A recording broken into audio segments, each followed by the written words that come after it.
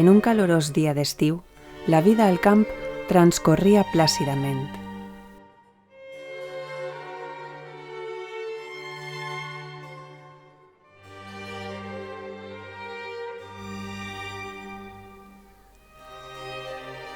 Els insectes volejaven amb els primers signes del capvespre.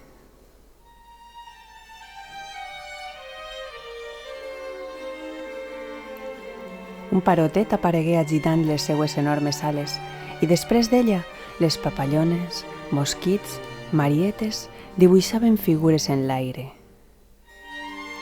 Les granotes a la riba del riu descansaven en les últimes hores de sol. El sol ja no era tan brillant.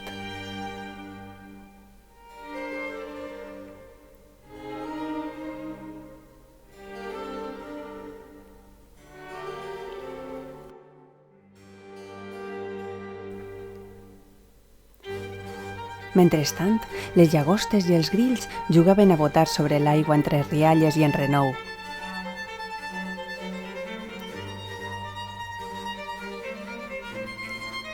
Els pardalets es posaven en les branques i amb el seu cant amenitzaven aquell capvespre d'estiu.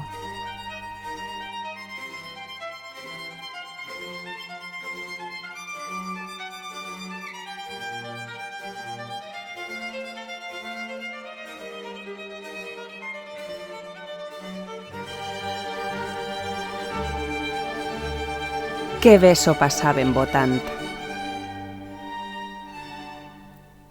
Mentre, Grillito es mirava les seues potes. Eren més llargues que les dels seus amics, però li costava poder botar amb l'agilitat que ells tenien. Però sabia que fregant les seues potetes, el so de la seua cri-cri era molt més bonic que el dels altres. Tant de bo algun dia poguera tocar en una orquestra. I somiava Grillito aquella vesprada en poder tocar algun dia en un escenari tocant el violí com un solista. I així va passar el temps, assajant molt i esforçant-se. Els seus amics, el cucut, la tórtora i la cadernera, l'animaven i ajudaven amb els seus càntics en els assajos. Fins que va tindre el seu propi violí i va destacar tant en l'orquestra que aviat donaria un concert com a solista. Grillito, un poc nerviós, començà a tocar, però aquell núvol gris que s'havia posat damunt d'ells va decidir que començarà a ploure. Un torb va aparèixer. «Què faig?», va pensar Grillito. Els músics van començar a anar-se'n buscant un refugi.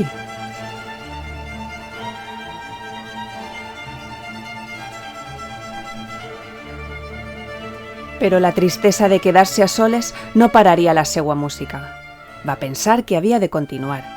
Tan sols van quedar 2 músics en l'orquestra. Va seguir tocant molt concentrat.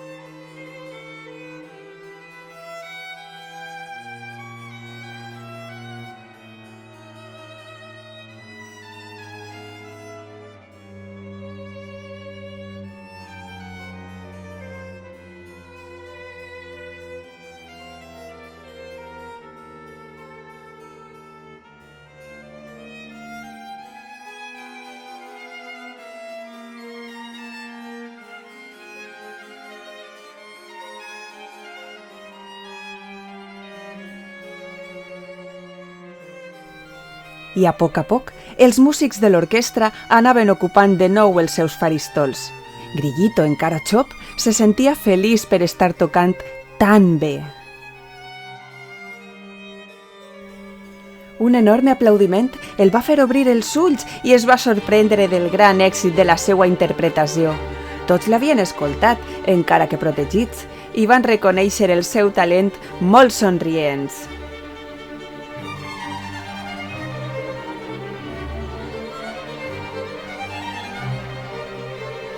Grillitos va treure l'aigua del tratge i va saludar emocionat.